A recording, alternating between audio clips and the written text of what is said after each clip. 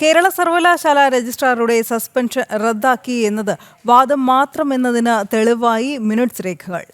July 6 ചേർന്ന ഔദ്യോഗിക syndicate യോഗം BC പിരിച്ചുവിട്ടത് ഉച്ചയ്ക്ക് 1:15. ഈ യോഗത്തിൽ രജിസ്ട്രാറുടെ സസ്പെൻഷൻ അജണ്ടയിലില്ല.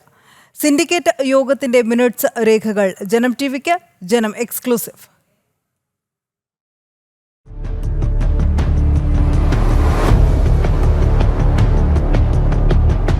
കേരള സർവകലാശാല രജിസ്ട്രാറുടെ സസ്പെൻഷൻ റദ്ദാക്കിയെന്ന ഇടത് സിൻഡിക്കേറ്റ് അംഗങ്ങളുടെ വാദത്തിന് നിയമസാധുതയില്ലെന്ന് തെളിയിക്കുന്ന മിനിറ്റ്സ് രേഖകളാണ് പുറത്തുവന്നത്.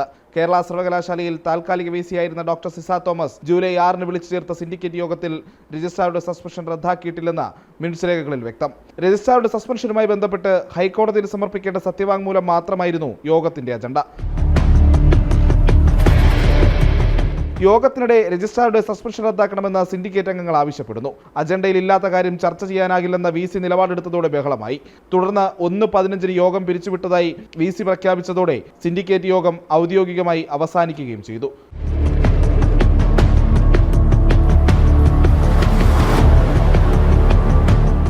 രജിസ്ട്രാറുടെ സസ്പെൻഷൻ സംബന്ധിച്ച് ചർച്ച ചെയ്യണമെന്നുള്ള വാശി ഇടത് സിൻഡിക്കേറ്റ് അംഗങ്ങൾ തുടർന്നു. അങ്ങനെ ഏകദേശം ഒരു 2-2.25 മണിക്കൂറോളം ആ തർക്കം തുടരുകയാണ് ഉണ്ടായത്. അങ്ങനെ ഏകദേശം ഒരു 1:15 മണിയോടുകൂടി നിർദ്ദിഷ്ട അജണ്ടയിൽ യോഗം തുടരാൻ കഴിയില്ല എന്നുള്ള ഒരു ബോധ്യത്തിൻ്റെ അടിസ്ഥാനത്തിൽ ചെയർ ചെയ്ത ബഹുമാനപ്പെട്ട വൈസ് ചാൻസലർ മീറ്റിംഗ് ഡിസോൾവ്ഡ് എന്ന് പ്രഖ്യാപിച്ചിട്ട് വേദി വിട്ടു പോവുകയാണ് ഉണ്ടായത്. സിൻഡിക്കേറ്റ് റൂം വിട്ടു പോവുകയാണ് ഉണ്ടായത്. VC മടങ്ങിയ ശേഷം ഇടതംഗങ്ങൾ നിയമവിരുദ്ധമായാണ് സിൻഡിക്കേറ്റ് യോഗം ചേർന്നതും രജിസ്ട്രാറുടെ സസ്പെൻഷൻ റദ്ദ് ചെയ്യുന്നതും. വൈസ് ചാൻസലറുടെ അഭാവത്തിൽ സിൻഡിക്കേറ്റ് ചേരാൻ അനുവദിക്കുന്ന സർവകലാശാല നിയമത്തിലെ ചട്ടം 6 ഉപയോഗിച്ചായിരുന്നു ഇടതംഗങ്ങളുടെ നീക്കം. എന്നാൽ VC യോഗം പിരിച്ചുവിട്ടതിനു ശേഷം എങ്ങനെ അഭാവം ചൂണ്ടിക്കാട്ടി സിൻഡിക്കേറ്റ് ചേരാനാകുമെന്നതാണ് പ്രധാന വിഷയം.